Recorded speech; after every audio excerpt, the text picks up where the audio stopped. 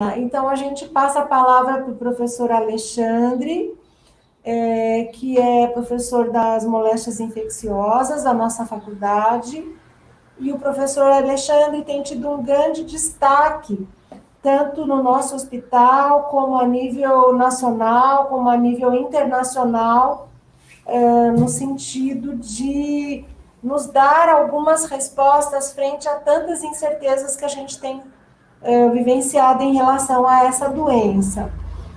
E agora, na verdade, particularmente, então a gente pediu para que o Alexandre trouxesse um pouco para a gente, assim, que coisas a gente precisa prestar atenção, né?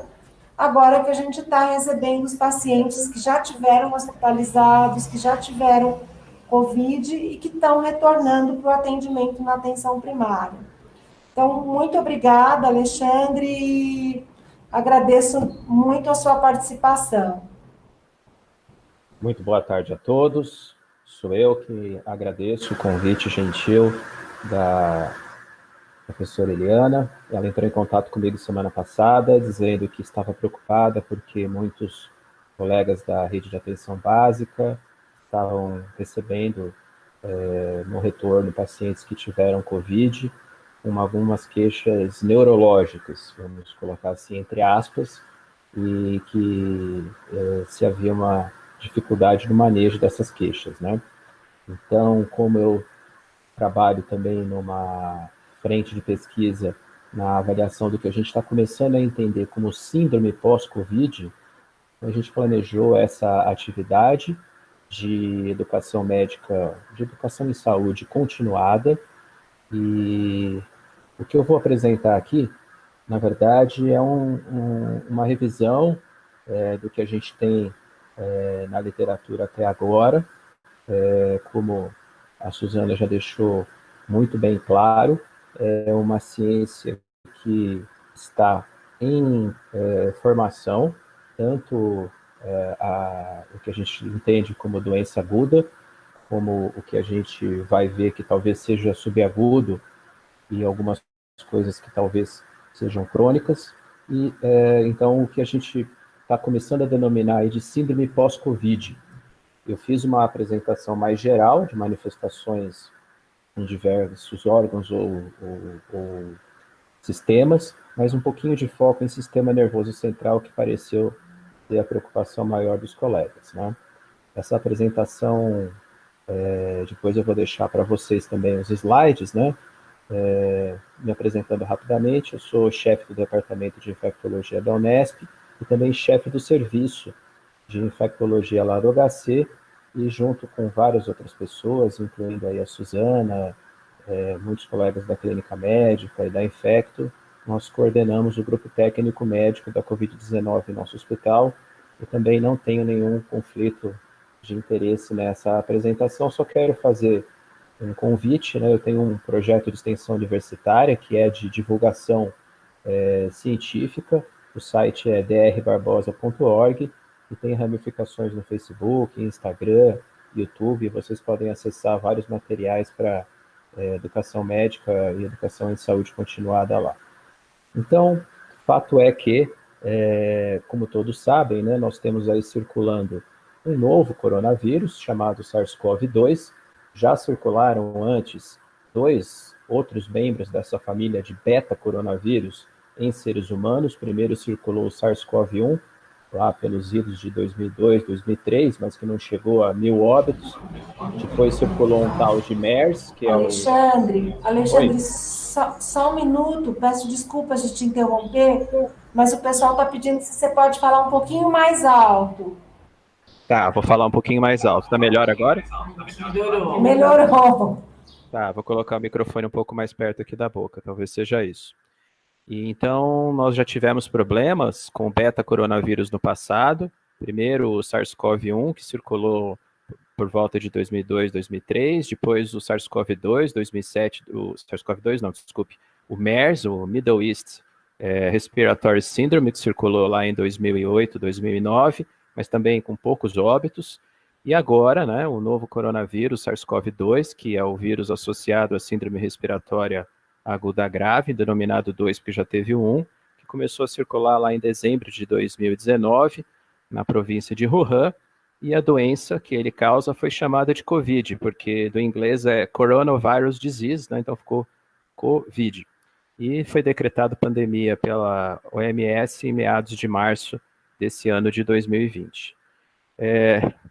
Atualmente, né, nós temos aí, infelizmente, completamos ontem 1 milhão de óbitos no mundo todo pela Covid-19, mais de 33 mil casos notificados, mas a gente imagina que isso esteja extremamente subnotificado, gira em torno de 5 a 10 vezes o número de subnotificação, até porque a doença aguda tem cerca de 30% de assintomático, então vocês podem colocar aí que pelo menos, chutando baixo, cerca de 100 milhões de pessoas, talvez mais, já tiveram contato com esse vírus e causando aí 1 milhão de óbitos, né? No Brasil, se situa aí, está brigando com a Índia para o segundo lugar, já foi o segundo lugar, mas a Índia nos passou agora, com mais de 6 milhões de casos a Índia tem, mas a gente ainda está em segundo lugar em número de óbitos, cerca de 143, vamos chegar a 150 mil em meados de outubro. Infelizmente, Estados Unidos é o país mais afetado, mais de 205 mil óbitos, mas ainda há muita água para passar debaixo dessa ponte. Eu não imagino que nós não estejamos nem no meio da pandemia, até que surja uma vacina efetiva, até que todo mundo consiga ser imunizado. Muita gente, infelizmente, ainda vai evoluir para óbito e muita gente vai se infectar, por isso que esse programa de educação médica continuada faz todo sentido, porque nós vamos lidar com uma geração de pacientes com sequela pela Covid. Esse é o painel brasileiro, atualmente, né, são 4,7 milhões, rumando para 5 milhões de casos confirmados, mas também pode colocar vezes 3, vezes 4, vezes 5 esse número, com certeza, e já chegamos, infelizmente, em 142 mil óbitos, e o estado de São Paulo concentra a grande maioria desses casos, né, já com 35 mil óbitos até a data de ontem. Essas são algumas entrevistas que eu fiz para o New York Times, justamente falando dessa situação de que a pandemia ela é um fenômeno global, obviamente, mas que nós não estamos lidando muito bem com as políticas públicas e também com a questão da população em relação à adesão às medidas de prevenção e que, infelizmente, isso se deve a uma conjunção de fatores aí com culpabilidade tanto do governo como da própria população. Vocês devem ter visto aí nos últimos finais de semana como praias e outros locais de grande concentração de pessoas ficaram aglomerados. Quem tiver interesse, acesse meu YouTube que vocês vão ver uma análise aí de que por que a pandemia está desse jeito e por que a gente tem que se preparar para mais pelo menos um ano de bastante estudo, bastante ciência, porque as medidas de mitigação dessa pandemia, que são uso de máscara, distanciamento, higiene frequente das mãos, infelizmente, não estão sendo seguidas, né? E a gente está vendo essa tragédia. Bom, como vocês sabem, é uma doença que tem uma transmissão respiratória por gotículas, principalmente, mas também tem 90%, 85% a 90% dos casos é transmissão por gotícula, principalmente quando você tem aí menos de 1,5 m, 2 metros, mas pode também ser transmitido através do contato com o vírus, fica em superfícies como, por exemplo, uma mesa de fórmica, um puxador de ônibus, esse tipo de coisa, né? A transmissão por contato é menos importante, cerca de 5 a 15% no máximo dos casos são por contato, né? Aerosol mais raro ainda, somente em alguns procedimentos médicos, como intubação, como nebulização e outras coisas que fazem expiração forçada. Mas o ponto que eu quero chegar é que a doença aguda, vocês conhecem muito bem, é uma doença aguda que tem sintomas predominantemente respiratórios, principalmente de trato respiratório alto, né, que dá o resfriado ou a síndrome gripal. E depois, como a Suzana já bem colocou, uma doença que pode evoluir para uma fase secundária que nitidamente ela é pulmonar. Mas muita gente acha que para por aí e ela não para. Na verdade, a COVID é uma doença sistêmica. Ela afeta vários órgãos, como por exemplo o coração, os rins, todo o sistema gastrointestinal, o fígado, o pulmão, como já foi dito, e o sistema nervoso central, através de uma série de mecanismos, tanto direto, causados pela ação patológica direta do SARS-CoV-2, como também indiretamente através da produção de uma tempestade de citocina que leva a sepse, que leva a um estresse inflamatório importante, que leva a uma inflamação sistêmica e que pode chegar na famosa disfunção de múltiplos órgãos e sistemas e o paciente evoluir para óbito. Esse é um gráfico que eu fiz fazendo uma comparação com aquele filme Os 50 Tons de Cinza, né? Para mim são os 50 tons da Covid-19. Então, ela pode variar, né? A Covid leve a moderada, que a gente chama, ela está presente em até 85% dos pacientes, sendo que 30% desses são assintomáticos. São aqueles pacientes, por exemplo, que você faz um swab de controle em trabalhador de casa de repouso e encontra lá um PCR positivo, mas ele está assintomático. Até por isso é difícil saber quantas pessoas foram expostas ao SARS-CoV-2, por isso que aqueles números de casos são sempre subnotificados, né? Aí você passa por 55% dentro dessa Covid leve a moderada, são os pacientes que têm algum tipo de sintoma respiratório, vamos dizer assim, leve a moderados. Cólicos sintomáticos, só algeusia, só uma coriza leve, passando por um resfriado comum, uma síndrome gripal, que tem sintomas mais intensos, febre alta, dor no corpo, chegando mesmo a pneumonias leves, né? Eu tenho vários casos, vocês com certeza também têm, de pacientes com diagnóstico confirmado, com PCR feito, que tem lá uma saturametria sempre acima de 93 a 95, mas se você faz uma tomografia, você percebe um acometimento aí até de 25%, né?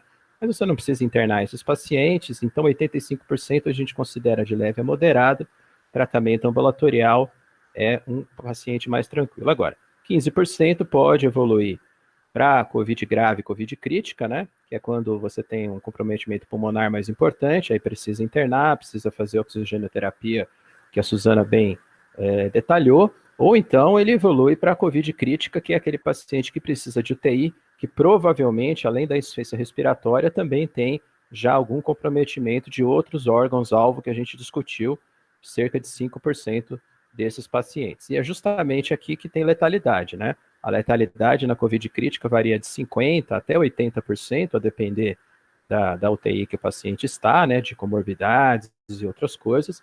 E aqui no paciente de enfermaria varia de 30% a 50%, também dependendo de muitas variáveis. Aqui tem o que eu acabei de falar, né? Obviamente a COVID leve, o assintomático e a COVID leve, a letalidade é 0. Agora, na COVID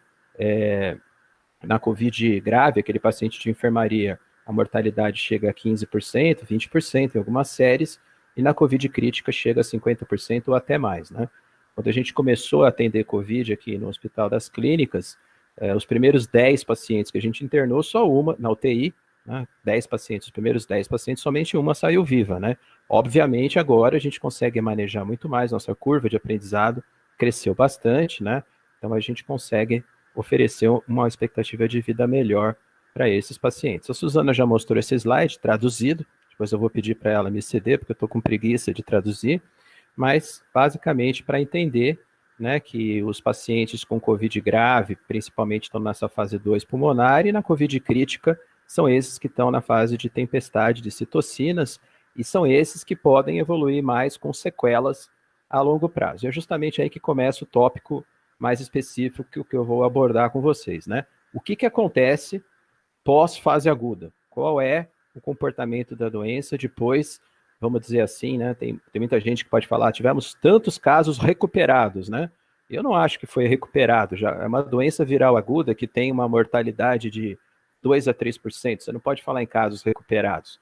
Casos recuperados, você fala numa doença que tem alta letalidade, como linfoma, como HIV, não uma doença assim. Então, o que acontece para cá? É um grande ponto de interrogação e que a gente está começando a receber as primeiras peças desse quebra-cabeça, que a gente convencionou chamar inicialmente, não sei se o nome vai pegar, de síndrome pós-Covid. Dentro dessa síndrome pós-Covid, nós temos alguns sintomas que são subagudos, mas que eles são prolongados. Essa é uma entrevista que eu fiz para a Band News, justamente repercutindo um estudo que eu vou mostrar daqui a pouco para vocês, do Center for Disease Control de Atlanta, em que pacientes jovens com Covid leve, aquelas pessoas que ficam em casa só com sintomas de resfriado ou sintomas de gripe, têm sintomas, permanecem com sintomas prolongados, às vezes por 3, 4, ou até 3, 4 semanas, ou às vezes até 3 meses. Quem tiver interesse, assiste essa entrevista no meu YouTube, que está bastante interessante. E aqui está o estudo do CDC. Então, 1 a cada 5 adultos que tiveram Covid leve, Covid com resfriadinho, gripezinha, como gostam de falar, permanecem com sintomas que podem durar até 100 dias, como, por exemplo, a Suzana deu algumas situações, fadiga crônica, né? Será que essa fadiga crônica é causada pela insuficiência respiratória ou é um estado permanente inflamatório? Aí vem tosse, dor de cabeça, dores pelo corpo, febre, calafrios, perda do paladar, perda do olfato, diarreia, congestão nasal, dispneia, falta de ar que a Suzana abordou, náusea, dor de garganta ou garganta com secreção, dor no peito. Vários pacientes têm uma queixa bastante peculiar, acho que vocês já devem ter visto, parece uma dor pleurítica na hora de respirar, parece que deu alguma aderência, né? Não sei se é realmente isso, a gente está descobrindo. Dor abdominal, confusão mental, isso é bastante importante, a gente vai entrar em sistema nervoso central com mais cuidado, e náuseas e vômitos. Então veja que mesmo em paciente previamente saudável, jovens, né, que foram monitorados com Covid leve, você tem sintomas subagudos que demoram até 3 meses para se resolver. Por que a gente não fala tanto de doença crônica? Porque crônico é mais que 6 meses, e a Covid não tem muito mais que 6 meses para a gente estudar. Nenhuma coorte que eu conheço avaliou pacientes por mais de 6 meses. A gente está construindo esse conhecimento. Então, é importante a gente continuar os trabalhos, né, de avaliação prospectiva. Esse, então, é um outro trabalho, esse já é italiano, que também avaliou esses sintomas subagudos prolongados, né, e vocês podem ver que é mais ou menos a mesma coisa.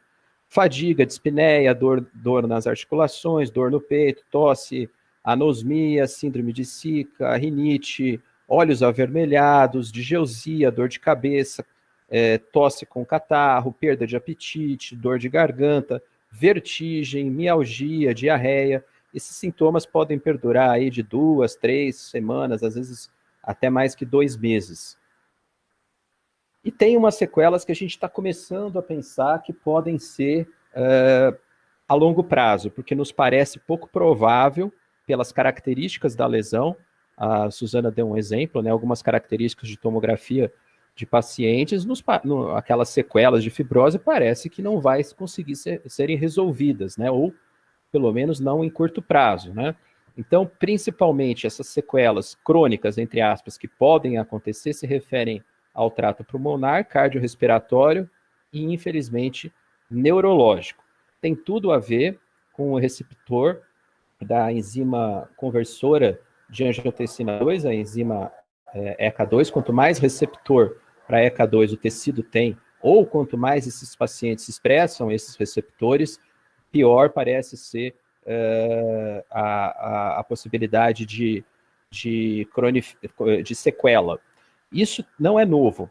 É importante lembrar, eu não trouxe os trabalhos aqui porque não ia dar tempo, que já foi visto sequelas crônicas tanto no SARS-CoV-1 quanto no MERS. Então, beta-coronavírus causam importantes problemas inflamatórios pós-infecção aguda. Então, já foi visto que esses pacientes têm problemas de oxigenação, depressão, ansiedade, estresse, distúrbios de estresse, mesmo após 6 meses nesses modelos de vírus de beta-coronavírus. Só que, como eu já disse, essas duas epidemias, tanto do SARS-CoV-1 quanto do MERS, foram muito pequenas. Não chegou a 5 mil, 10 mil casos, nenhuma delas superou 1.000 mortes. Então, a gente não sabe o que vai acontecer com a Covid-19, que, em termos de dimensão, é um gigante perto dessas outras duas epidemias do passado. O dano pulmonar, eu não vou nem falar nada, que a Suzana já explicou muito bem. E aí a gente começa, então, com a síndrome pós-Covid de manifestação extrapulmonar. A gente tem vários alvos, né? Eu não vou falar de todos, mas só listar. Vamos dar um pouco de ênfase aqui nas manifestações neurológicas, mas os pacientes têm também manifestações dermatológicas, que às vezes permanecem por bastante tempo. manifestações cardíacas, endócrinas, gastrointestinais, fenômenos relacionados a complicações por tromboembolismo, manifestações hepáticas e renais, né? Vários pacientes, com certeza, vão sair dialíticos ou pré-dialíticos dessa pandemia. Talvez um dia a gente possa convidar a Daniela Ponce para falar a experiência dela, o quanto que a diálise tem sido usada na Covid-19. Tem até uma questão que está sendo discutida também de dano ósseo, principalmente naqueles pacientes que ficam em UTI, principalmente relacionado à necrose de cabeça de fêmur, quando a gente usa corticoide. Infelizmente, ou felizmente, né, o corticoide é uma terapia que ajuda bastante na Covid-19, principalmente no paciente que precisa de alto fluxo, no paciente que está entubado, né, mas ele pode ter complicações por conta disso. Os pacientes pós-Covid requerem mais hospitalização, então, quando você compara pacientes que tiveram ou não tiveram Covid e foi dado alta para esses pacientes, os pacientes com Covid internam mais por conta, principalmente, de problemas relacionados a condições psiquiátricas, obesidade, eles engordam muito depois da Covid, e, aparentemente, condições de imunossupressão, começam a apresentar fenômenos de infecção oportunista. Tem bastante repercussão em relação ao sistema cardiovascular, eu não vou ficar falando detalhes, mas aparentemente há possibilidade em até 78% de inflamação do miocárdio, independentemente de comorbidade, principalmente naquela COVID mais grave, aquela que ficou internada em UTI, e com repercussões, inclusive, na fração de ejeção. Tá? Então, esse é um ponto. Entrando agora no que a gente vai dar mais foco, que é o sistema nervoso central, nós temos alguns, vamos dizer assim, efeitos a médio e longo prazo que são menos maléficos, não vou dizer benignos, mas são bastante importantes, que é principalmente a disfunção do trato olfatório e gustatório. Então, numa análise, numa meta-análise, né, esses pacientes, então, podem permanecer, primeiro tem anosmia e algesia nessa frequência, né, na infecção aguda, 41% de anosmia, 38,2% de algesia, e esses sintomas, então, podem permanecer aí por 2, 3 meses, e a gente não sabe quanto tempo isso pode perdurar. Não está claro se esses pacientes vão ter, então, essa perda transitória ou permanente. Mas fato é que eu tenho paciente no segmento com perda de olfato já faz 3 meses. Ele come carne e sente gosto de mercúrio. Eles têm umas alterações de paladar muito importantes, que até começam a questionar se isso realmente é um problema do sistema olfatório ou foi algum dano cerebral na área que codifica o paladar, porque essa doença que a gente vai ver agora causa uma série de implicações no córtex cerebral, incluindo principalmente, né, tanto sequelas neurológicas quanto psiquiátricas, mas Parkinson, demência, depressão, estresse pós-traumático, ansiedade, ou seja, uma avaliação da capacidade da atividade cognitiva dos pacientes que se recuperaram é bastante importante, principalmente naqueles que tiveram aquela fase 3, aqueles pacientes que foram para a UTI ou que ficaram mais graves, né? Então, na síndrome pós-Covid, quais são as principais alterações em relação ao sistema nervoso central? A gente pode dividir em 3 para ficar mais didático. Primeiro, aqueles que afetam o sistema nervoso central propriamente dito, através de dano direto do SARS-CoV-2, inclusive com detecção em sistema nervoso central ou em biópsia de cérebro. Então, a gente, em alguns pacientes que internaram, por exemplo, com surtos psicóticos, foram 2 ou 3, um dos pacientes fez aquela cena clássica de filme, ficou nu, ficou pelado no meio de um supermercado, foi a primeira e única manifestação clínica. Então, isso é dano direto. A gente colheu o líquor desse paciente, encontrou, já tinha encontrado o swab positivo, mas é porque a gente coletou líquor também e conseguimos detectar o SARS-CoV-2 no líquor. Então, o SARS-CoV-2 é um vírus que causa diretamente meningite, encefalite, mielite e vasculite. Então, isso é dano direto do vírus no tecido, no sistema nervoso central. Mas também tem danos indiretos, principalmente por uma encefalopatia aguda disseminada, relacionada principalmente à ação imunológica, a produção de citocinas que vou mostrar depois um gráfico, fica mais fácil de entender, uma série de citocinas que vão causar inflamação cerebral, Guillain-Barré, classicamente, qualquer infecção viral tem possibilidade de Guillain-Barré, e o SARS-CoV-2 não é diferente, e outras neuropatias agudas inflamatórias que são descritas.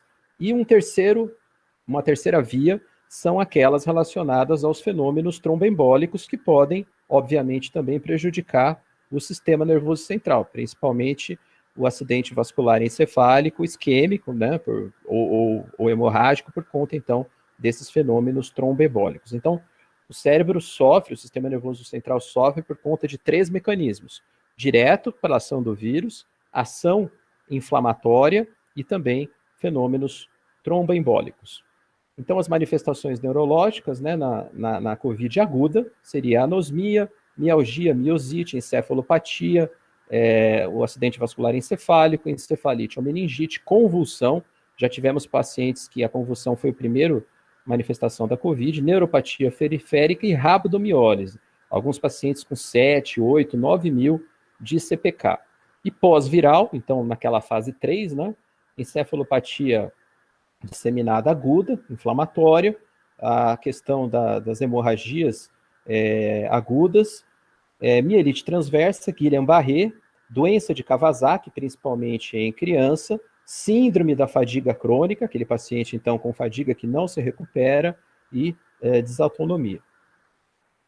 Em relação a um timeline da doença, né, esses sintomas do sistema nervoso central diretos são bastante precoces. Então, a encefalite, logo nos primeiros dias, junto com os fenômenos respiratórios quando presentes, já acontece. Os fenômenos inflamatórios, eles acabam sendo um pouquinho postergados, principalmente a síndrome de Guillain-Barré e a encefalopatia aguda por fatores inflamatórios.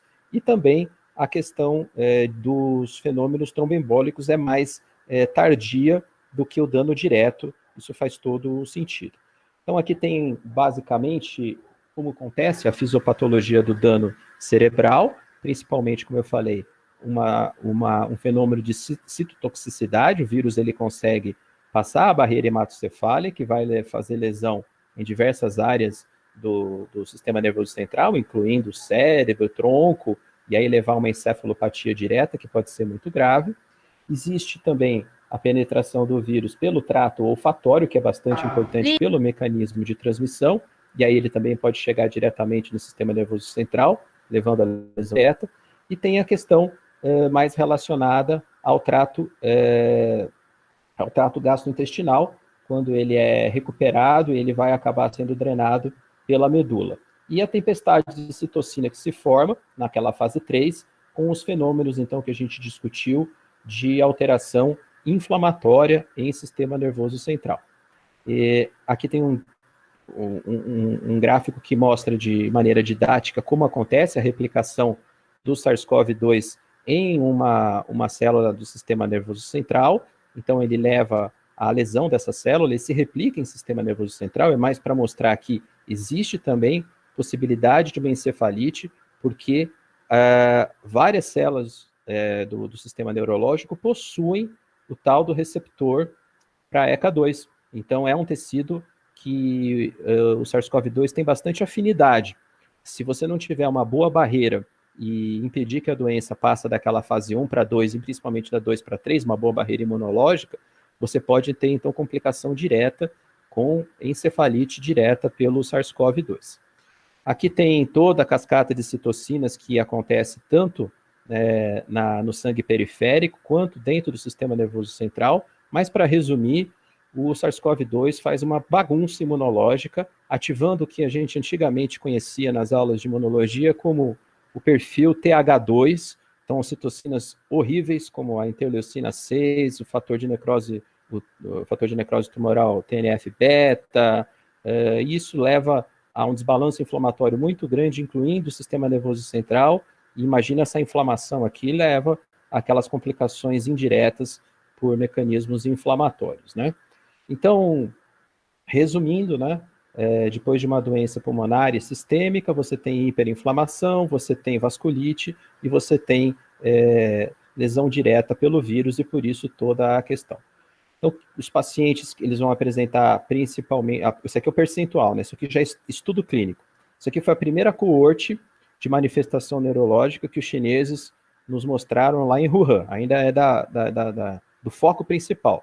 Então, qualquer manifestação em sistema nervoso central, 24%, principalmente 17% confusão mental, dor de cabeça, perda da consciência, os acidentes vasculares cerebrais, ataxia, convulsão e perdas, né, mais relacionadas aí a tratos olfatórios e gustativos e visão.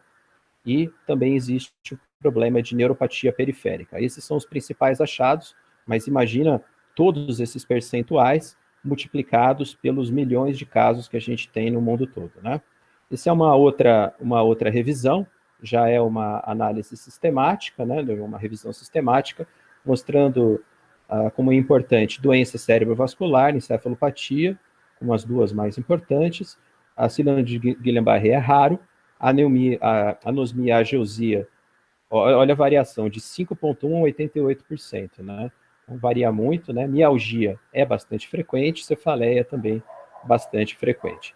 Aqui os achados, né, de um paciente que teve uma encefalopatia pelo SARS-CoV-2, recuperado em líquor, e a questão da anosmia, ageusia prolongada, né? Até 5 a 10% dos pacientes têm esses sintomas com mais de 15 dias.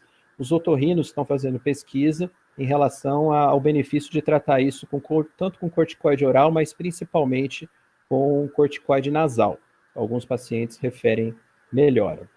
E aí, esse é o único estudo, o único que fala sobre complicações crônicas, entre aspas, né? Porque crônica na medicina é mais que 6 meses e a gente não tem nenhuma coorte com dados robustos para falar de complicações com mais de 6 meses.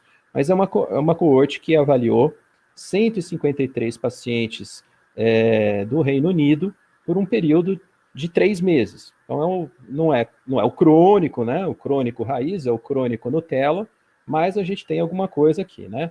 Então, principalmente que eles observaram lá, evento cardiovascular, 62% depois desse evento cardiovascular, tiveram, então, um acidente vascular isquêmico, alguns tiveram 74% dentro desses eventos cardiovasculares, 12% tiveram hemorragia intracerebral, vasculite cerebral 1% e outras doenças cerebrovasculares 13%. Isso aqui é o que surgiu depois de 3 meses, após a infecção. Alteração do estado mental, devido à encefalopatia ou transtorno neuropsiquiátrico. Então, da encefalopatia, 44% uma encefalopatia específica relacionada com o SARS-CoV-2 isolado no líquor, e 56% não foi possível identificar, mas possivelmente relacionada ao SARS-CoV-2. E quando você tem essa alteração do estado mental, em relação a desordens principalmente da questão psiquiátrica, você tem 3 sintomas principais: psicose, 43%, e déficit neurocognitivo, 25%, e depois uma miscelânea aqui de 30%. Tem também bastante manifestação periférica, com neuropatia periférica, e uma miscelânea aqui de 2%. Ou seja, no total, dessa coorte de 153 pacientes, né, são 153 pacientes que tiveram sintomas depois de 3 meses, mantinham sintomas depois de 3 meses, e vocês podem ver, então, a divisão, então, dessas complicações, entre aspas, crônicas. É algo que a gente está aprendendo, o tratamento dessas complicações é completamente sintomático em relação a referenciar esses pacientes para o serviço de neurologia, então ele vai ser tratado de acordo com a patologia de base, lembrando que não existe, principalmente nessa fase, vamos dizer assim, de sequela crônica, né, já que não há persistência da doença ativa, nenhum tratamento específico, então, a depender da patologia de base, por exemplo, um acidente isquêmico, ou uma hemorragia intracerebral, ou uma desordem neuropsiquiátrica, ele vai ser tratado de acordo com a síndrome, não de acordo com a doença em si, não relativo à Covid-19. Então, é basicamente isso, né? De mensagem final, eu trago aqui, lembra que eu falei que nós tivemos uma paciente na série de 10, das primeiras que 10 internaram? Essa foi a nossa primeira paciente que, entre aspas, sobreviveu à UTI, né? A dona Maria Aparecida. Essa foto, ela autorizou ser publicada, inclusive está na mídia, né? Ela deixa bem claro que não é, a Covid-19 não é só uma gripezinha, acho que ficou bem claro para todo mundo, né? Depois, agora que a gente está conhecendo todas essas complicações. E eu deixo aí os meus canais de mídia social, o Facebook, @Dr. Naime Barbosa, Instagram, @Dr. Barbosa, e o canal no YouTube, Dr. Alexandre Naime Barbosa, para vocês conferirem mais materiais sobre esse assunto. E agora eu encerro, vou terminar aqui a minha compartilhamento de tela e fico à disposição para a gente bater um papo. Obrigada, Alexandre. Obrigada, Suzana. A gente já tem algumas perguntas aqui. Depois eu passo para a Aline se ela tem outras perguntas. A primeira, a Marina está perguntando para vocês, a Marina é médica de família aqui da nossa unidade. Ela pergunta o seguinte, se vocês poderiam estar passando para a gente um pouco mais, com maior clareza, quais os critérios que vocês consideram importantes na decisão de internação dos pacientes COVID, tá? Pensando que a gente está aqui e está recebendo, às vezes, pacientes que não estão, assim, ótimos, né? E que a gente fica, muitas vezes, com muitas dúvidas. Eu vou falar algumas perguntas, daí eu abro para vocês. E aí, a gente também queria perguntar o seguinte, assim, o contrário, quais os critérios para alta hospitalar e um pouco o que vocês esperam da atenção primária frente a esses pacientes que a gente está recebendo. Ontem mesmo a gente teve um caso de uma paciente que não estava bem, que teve alta hospitalar do HC, e aí talvez a gente ainda está meio perdido, assim, com qual é o nosso papel. E a outra pergunta, depois eu já abro para vocês, foi quando a Suzana trouxe que tem mais homens internados. Suzana, se vocês estão estudando, ou se isso é um aspecto que a gente tem que destacar, de, por exemplo, ter sido fumante ou ser fumante, se há uma relação entre ser fumante e ter complicações com o Covid, né? Eu acho que são essas as primeiras perguntas, depois eu vejo, para abrir um pouco para a Aline, o que o grupo que está lá também gostaria de estar perguntando para vocês. Alexandre, quer falar dos critérios de hospitalização? Então, os critérios de hospitalização, eles foram definidos bem precocemente, né? Existe um manual de condutas do Ministério da Saúde que deixam algumas situações, eu não digo critérios de internação, mas eu digo critérios para encaminhamento. Agora, vamos colocar aqui perto. Critérios para encaminhamento para uma avaliação, né? Porque tem coisas que a rede básica não vai conseguir fazer. Então, são pacientes então, que tenham, principalmente, queixa de dispneia com uma saturação frequentemente abaixo de 93%. Eu quero destacar, depois, obviamente, a Suzana vai falar melhor sobre isso, porque ela é expert no assunto. Quero destacar um programa que nós, da Sociedade Brasileira de Infectologia, temos feito, na doação de saturômetro para atenção básica, para que esses saturômetros cheguem principalmente para os pacientes que são mais, vamos dizer assim, entre aspas, grupos de risco e que precisam de uma monitorização, vamos dizer assim, mais real-time, né?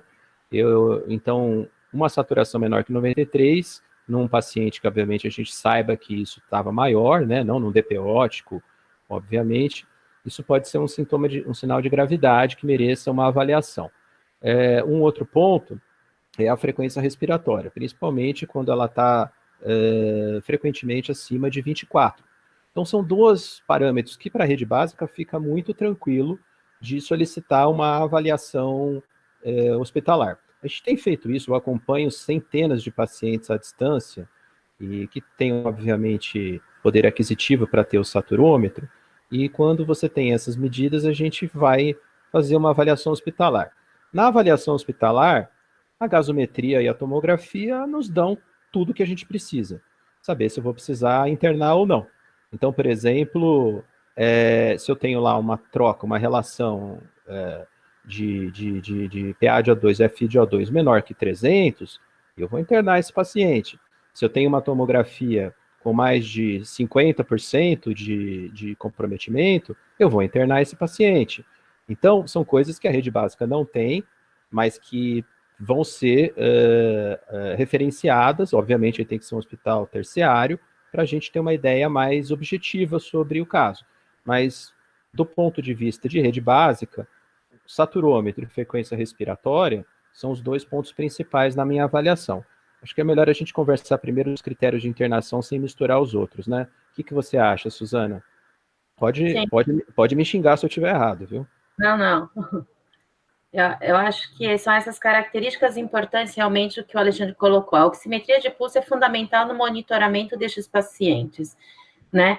Eu acho que o que a gente pode até integrar até o paciente conseguir o equipamento, na verdade, porque a gente tem que pensar também, ao mesmo tempo que ele tem que ficar em quarentena, né, ele tem que ser monitorado de forma à distância. E como que podemos integrar dentro da rede básica de uma forma efetiva, né? Porque a gente não tem equipes suficientes para fazer visita domiciliar para todos esses pacientes munícipes da nossa cidade.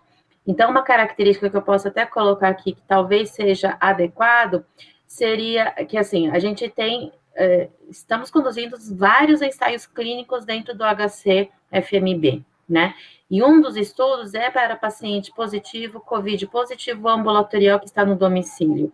E esse próprio estudo, desde que o paciente assine, concorde, preencha os critérios de inclusão, que tenha COVID, está no grupo de risco, a idade, tem comorbidade, mesmo a obesidade, como um critério de inclusão, se ele concordar em participar do estudo, a gente vai conseguir, de uma forma efetiva, fornecer esse equipamento para ele fazer esse monitoramento domiciliar de uma forma rápida, né? Porque a gente precisa realmente monitorar esses pacientes. Então, essa talvez seja uma ideia que eu tenho aqui prática neste momento hoje, para a gente conseguir, de uma forma efetiva, fazer um ajuste aí para atenção primária, né? Criamos até um telefone específico para estes pacientes, tá? A gente pode depois deixar aqui o número de contato para vocês saberem passar para o paciente ligar, né? E aí a gente vai fazer visita domiciliares. Então, na verdade, houve contratos de recursos humanos para que haja visita domiciliar. Então, acho que esse é um aspecto importante para o nosso município. E eu acho que outro dado importante que a gente tem que ensinar não é que a pessoa está se sentindo assintomática da dispneia, porque hoje a gente já fala de uma hipoxemia silenciosa. A pessoa não consegue sentir ou manifestar alterações significativas que chamem atenção, a não ser a queda da taxa da troca gasosa pela oximetria. Então, essa hipoxemia silenciosa a gente tem que monitorar, tá? Mas eu acho que os critérios de internação são esses, né? Lógico que os pacientes com pneumonia viral, a manifestação é 99,9% das hospitalizações, mas eu estou vendo aqui no chat que outros quadros, na verdade, também indicam internação, os quadros neurológicos, né? Que são as formas mais atípicas de manifestação da infecção. Eu acho que outros dados que a gente tem que salientar, porque sabendo que é positivo e a gente tem manifestações atípicas, eu acho que a gente tem que chamar a atenção que a gente tenha hospitalizado, porque a gente não sabe das grandes complicações que esse paciente possa apresentar, né? E isso, basicamente, acaba sendo triado. Então, se está fugindo da realidade dos principais sintomas que vocês possam atender dentro da unidade básica, é aquela pulguinha atrás da orelha que a gente fala, né? É melhor encaminhar para uma avaliação de necessidade hospitalar e reduzir a janela de oportunidade, aproveitar essa janela de oportunidade que medidas e diagnósticos sejam mais efetivas. Eu acho que este é um aconselhamento que a gente pode fazer para quem está no front, dentro do hospital, vendo a realidade de vocês na unidade básica, né?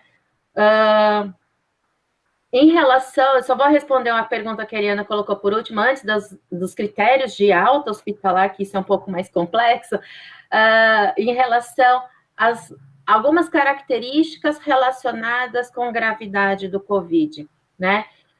Sim, fumante é um fator de risco ativo, se ele ainda for fumante ativo, é um fator de risco evidente, porque, na verdade, aumenta essa expressão que o Alexandre colocou dos receptores ACE2.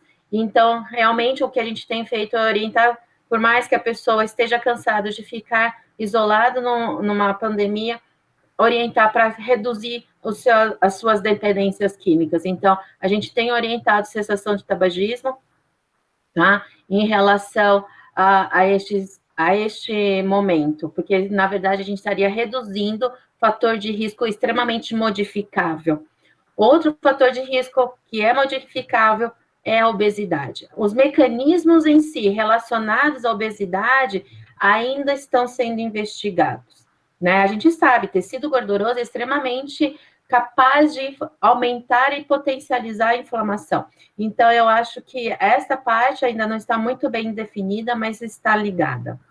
Em relação ao sexo masculino apresentar maior risco de gravidade, tem alguns indícios já na literatura que isso está relacionado ao gene X, tá? Então, aparentemente, há uma desregulação na produção de mecanismos de defesa. Então, durante essa inflamação que a gente estava discutindo, há um incremento muito grande de interferon, da família dos interferons, que isso é liberado pelos linfócitos, que são as nossas células de grande defesa. E esses interferons que fazem aí em relação à captação de mais outras células inflamatórias e gerar outros marcadores inflamatórios. Só que, aparentemente, o sexo masculino, ele tem uma grande deficiência num gene específico, que é ligado ao X, para que na sua deficiência ele é capaz de produzir anticorpos contra esses interferons.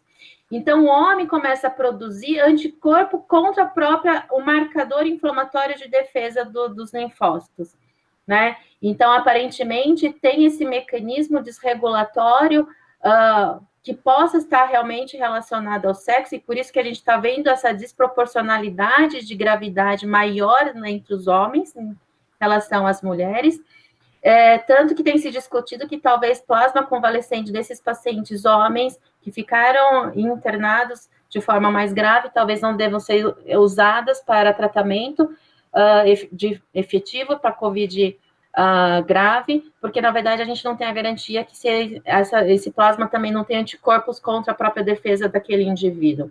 Então, isso na verdade, é alguma evidência científica que começa a demonstrar, talvez, os mecanismos relacionados ao sexo. Mas, lógico, provavelmente não é a única, né? Em relação aos critérios de alta hospitalar, ele é complexo, porque, na verdade, a pessoa não tem uma disfunção mesma, né? Então, por isso que a taxa média de hospitalização desses pacientes que ficaram em ventilação mecânica acaba sendo muito alta, né? Então, deixa eu só dar uma olhadinha aqui para vocês, né? A gente está preparando um draft de artigo dos 31 que a gente conseguiu ter alta até de março a junho.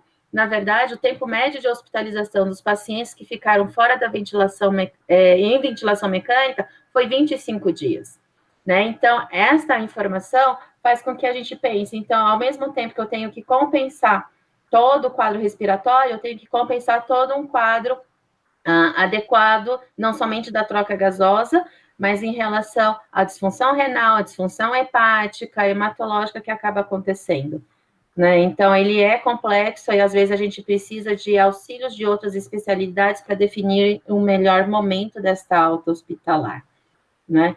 Então, seguramente, se vocês estão recebendo paciente pós-alta na unidade básica, isso foi feito com discussão, às vezes, se não foi somente pela sua especialidade de infectologia clínica médica, teve discussão realmente de forma adequada e efetiva para ter uma segurança de alta hospitalar. Porque o que a gente não quer é que esses pacientes façam reinternações, né? Alexandre. Só complementando um pouquinho o que a Suzana colocou, vamos começar pelos critérios de alta, é perfeito, né? A alta hospitalar na COVID depende do paciente, depende das complicações que ele teve, das necessidades. Quando é um paciente de enfermaria, eu trabalhei agora uns 2 meses fazendo assessoria para um hospital campanha, mas que era só enfermaria. A gente trabalhava, Suzana, muito com a relação. Então, óbvio que no hospital campanha ficava um paciente só de enfermaria, não pacientes graves, né? Esses iam para a UTI. Então, quando a relação, quando ela chegava acima de 300, principalmente depois do D14, e entre o 8º dia e o 14º dia, é o pior nesses pacientes que estão até aquela fase pulmonar 2 lá. Depois que ele passa disso, não vai para a UTI, possivelmente ele vai melhorar. Então, quando ele fixava lá uma taxa acima de 300, por mais de 2, 3 dias passado, o 12º, 13º dia, a gente conseguia liberar ele. Mas, depois eu vou até pedir para você comentar, infelizmente tem alguns pacientes que vão para casa com O2, né? Eles se tornam, entre aspas, O2 dependentes, né? Não sei por quanto tempo a gente vai aprender isso. Mas é óbvio que um paciente mais complexo nível UTI, ele vai demandar um tempo de internação dependendo da complicação. Tem vários trabalhos mostrando, por exemplo, maior taxa de canalização, obviamente, por Staphylococcus aureus resistente à amoxicilina, que ficou na UTI, e aí complicações de um paciente que ficou na UTI, né, insuficiência renal aguda, evoluindo para diálise e tudo mais.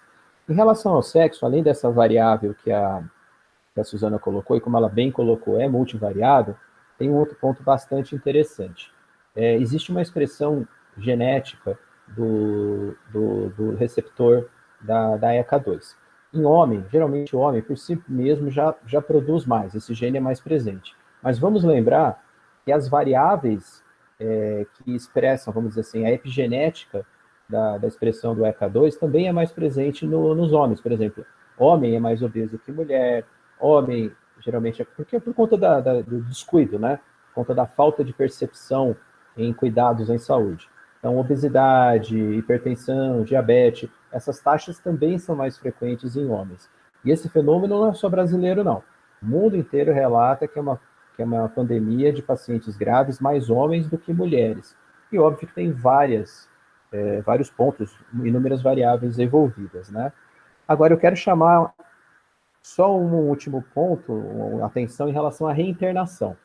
A reinternação, ela pode ter 2 motivos. E isso eu falei desde o começo da pandemia. Nós não fizemos aqui no HC. Alta precoce. Acho que se foi 1 ou 2 pacientes que nós demos, vamos dizer assim, uma alta mais precoce, mais ansiosa da nossa parte.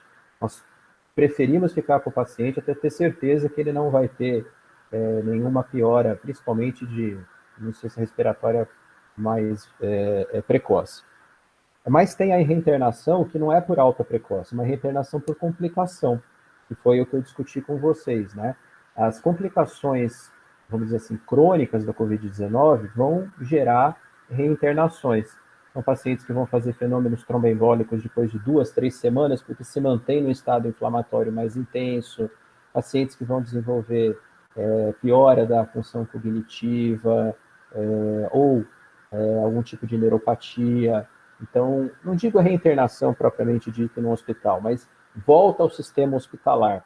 Isso a gente tem visto no ambulatório COVID, a gente continua acompanhando pacientes que foram internados por COVID moderado ou COVID crítica, né? Mas é um tópico que nós vamos ter que avaliar. Aí eu só queria responder uma pergunta aqui da Aline. A Aline, que é neurologista em Araguaína, ela está falando de um caso de um paciente com vertigem e que ela fez um teste rápido positivo para COVID. Infelizmente, Aline, esse teste não tem uma acurácia boa, não tem uma acurácia desejável para você dizer que esse paciente teve COVID. Teste rápido, ele se baseia, 99% dos kits que a gente tem aí, se baseia na detecção de anticorpos. E a chance de falso positivo em teste rápido de anticorpo, a chance de falso positivo no teste rápido com anticorpo chega a 50%.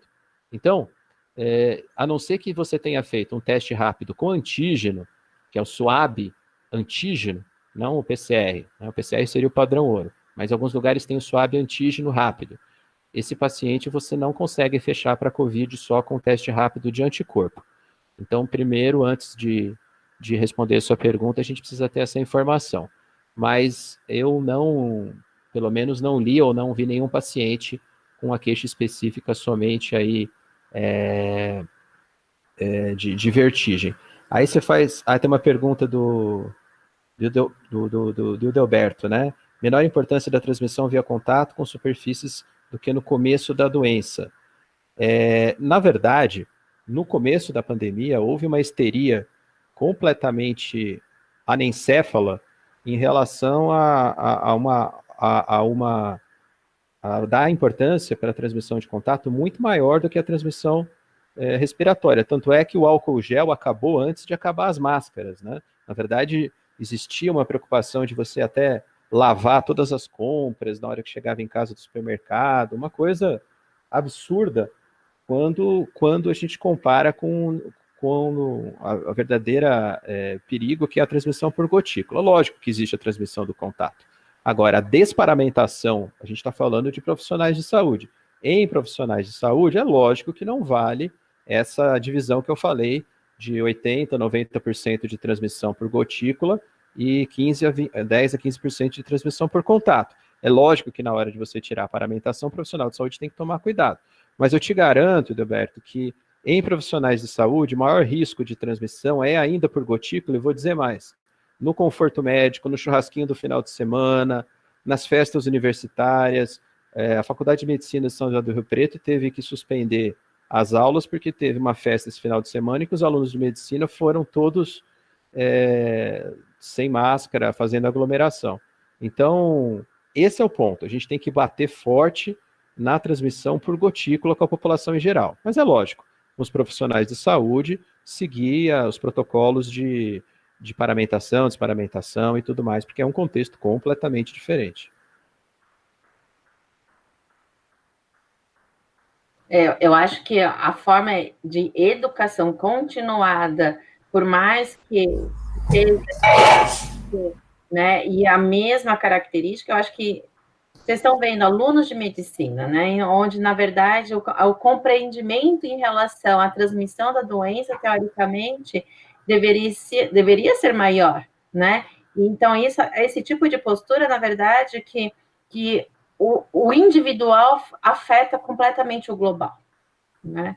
Então, eu acho que a parte educativa nunca pode ser deixada de lado, porque as pessoas cansam de escutar a mesma informação, mas é essa mesma informação que realmente acaba sendo a modificação da contaminação, né? Para responder aqui também do Felipe, eu acho que uma forma, talvez, que possa te ajudar, Felipe, o neurologista, existe um consórcio da Sociedade Brasileira de Neurologia, a professora Doralina, da Faculdade de Medicina, eles criaram um banco de dados de pacientes com manifestações neurológicas para adequar e descrever essas características neurológicas relacionadas ou não do COVID. Então, eu acho que talvez você possa se informar dentro da Sociedade Brasileira de Neurologia, tá? A gente pode ler uma última pergunta da Virgínia, e eu já vou pedir só para todo mundo que está assistindo, gente, colocar o nome completo e o e-mail para que a Aline possa fazer os certificados para todos, tá? Então, eu peço que vocês coloquem aí nesse espaço do chat o nome completo de vocês e o e-mail para a gente poder fornecer os certificados, porque eu vi que tem pessoas que são fora aqui da instituição. Então, última pergunta, porque a gente tinha combinado de trabalhar até às 6h30. Então, a Virgínia que pergunta, essas sequelas são irreversíveis? Como as neurológicas, baixa cognição, fibrose no pulmão, como a doutora Suzana excelentemente colocou? Então, acho que pedir para vocês falarem um pouco das sequelas, né? Isso a gente também está recebendo aqui, viu, Alexandre e Suzana? E para, assim, desde diarreia, e, na verdade, a gente não sabe muito como lidar com essas situações. É claro que se o paciente não estiver bem, a gente imediatamente já encaminha para vocês, né? Mas às vezes uma coisa um pouco mais ou menos, assim, né? Acho que Eu seria acho, importante para finalizar vocês falarem um pouco. eu acho que essa pergunta ainda não tem resposta de uma forma clara, né? Até quando vamos ter talvez uma resolução do quadro que teve gerado pelo processo agudo e quando devemos fazer essa intervenção? Eu acho que a gente ainda está na fase de aprendizado em como conduzir. Eu acho que aprender e com a história natural da doença é extremamente importante para a gente determinar de uma forma mais clara em qual momento devemos intervir e com que intervenção devemos fazer. Quanto menos intervencionistas em relação a tratamento farmacológico que possa trazer mais efeitos adversos para este paciente que foi debilitado, é melhor. Né? Então, eu acho que até a gente ter essa decisão de quando e como iremos fazer, eu acho que a gente vai ter que aprender. Então, talvez pelo menos mais uns 3 meses de acompanhamento e ter coleta de dados em relação à literatura científica, a gente comece a modificar talvez a realidade de uma forma mais arriscada, porque é tudo muito suposições, é muito off-label. Eu acho que ninguém faz uma farmacovigilância de forma efetiva, adequada no momento que está tentando empiricamente tentar controlar as sequelas, mas não tem a garantia. Ou mesmo essa sequela vai ficar realmente de uma forma que vai lesar e possa progredir, ninguém sabe. Né? Então, eu acho que é neste contexto que a gente tem que pensar na benevolência e malevolência que podemos fazer pelos nossos atos médicos. Concordo em gênero, número e grau com a Suzana. Nós estamos, eu já falei isso, engatinhando no conhecimento tanto da Covid aguda quanto da Covid subaguda ou crônica, a gente nem sabe se isso existe, então é impossível saber se essas sequelas são irreversíveis.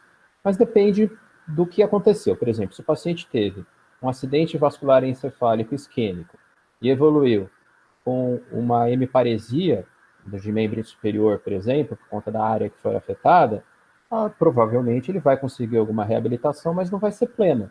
A gente já imagina que essa sequela vai ser, irreversível do ponto de vista da função normal do membro. Algumas coisas a gente não tem a menor ideia, né? Será que essa disfunção respiratória vai durar muito tempo? Não vai? Só os estudos prospectivos de coorte de 2, 3, 5 anos vão nos responder essa pergunta. Então, na verdade, nós estamos aprendendo em real time, não só o PCR, que é real time, mas a ciência que nós estamos fazendo também é real time, né?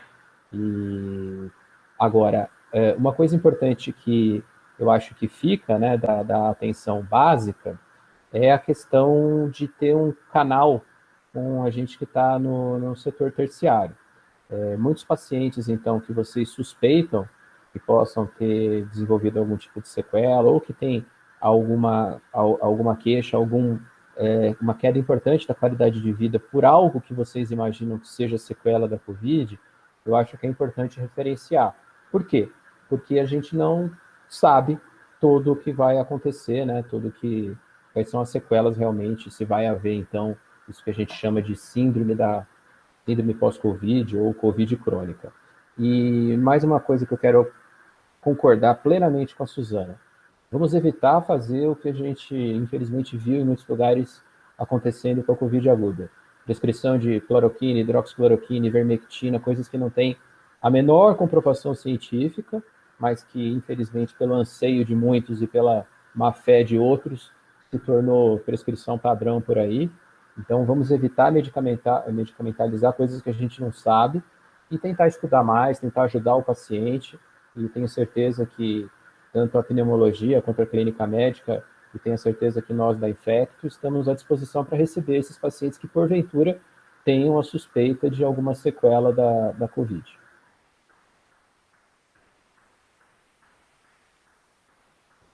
Bom, gente, a gente agradece demais, tá, a presença de vocês. Eu acho que, como vocês colocaram, o tema é muito novo. A doutora Suzana está disponibilizando um telefone e eu já agradeço demais aos dois, porque sempre que a gente liga para vocês, vocês atendem, vocês nos acodem, assim, mediante situações muito complexas que a gente está vivendo, tá?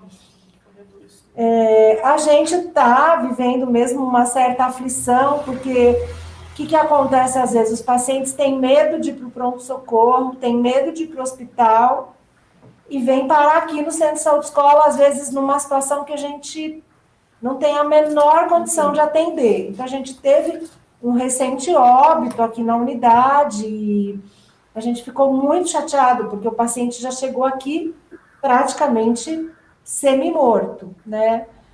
E eu acho que, assim, sempre a gente agradece muito, porque a gente liga e vocês, na mesma hora, já vão nos ajudando. Mas eu acho que vocês trouxeram, assim, vários esclarecimentos que são muito importantes para a gente, e eu acho que a gente vai tentar melhorar o nosso monitoramento. Eu acho que essa é uma questão que vocês trouxeram e que a gente foi aqui conversando um pouco, que eu acho que a gente pode monitorar melhor isso, quer dizer, quem teve alta hospitalar e é dos nossos territórios, né, a gente fazer realmente um acompanhamento mais de dia a dia, mais de toda hora, para estar devolvendo para vocês também essas situações complexas, né? Eu acho que é isso. Muito obrigada, Alexandre, Suzana, e a gente espera que logo vocês voltem para continuar ajudando a gente, esclarecendo, e nessa ideia da gente trabalhar numa rede com muita qualidade. Eu abro a palavra para vocês para terminarem, tá? Já se despedindo. Eu que agradeço, na verdade, Eliane, e toda a equipe do Centro de Saúde Escola. Na verdade, eu sou saudosista realmente em relação ao que a gente sempre construiu dentro da unidade básica.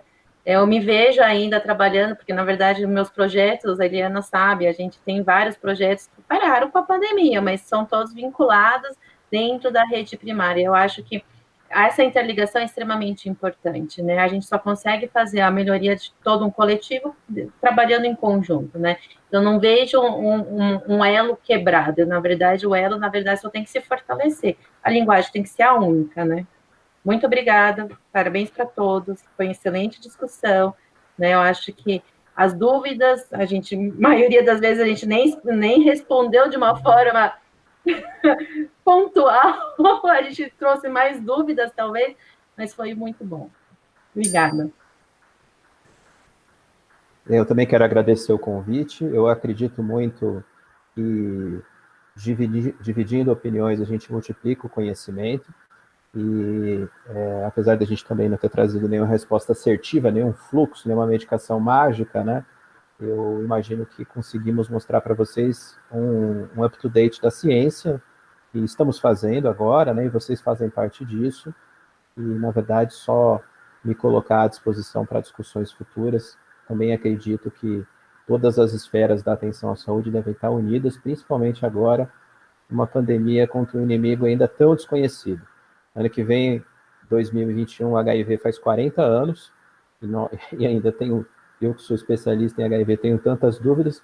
O que dirá do recém-nascido SARS-CoV-2 aí, que não deu nem 9, 10 meses de vida, né? Então, é assim mesmo, nós temos que conversar muito, pesquisar muito, fazer ciência, e obrigado pelo espaço aqui hoje. Obrigada a todos, gente, agradeço a todo mundo que está assistindo também, o Wagner, que está aqui nos ajudando, a Aline e toda a equipe do Centro de Saúde Escola, e, assim, enorme gratidão, Alexandre e Suzana, viu? Muito obrigada, gente. Um beijo grande. Tchau, tchau. Tchau.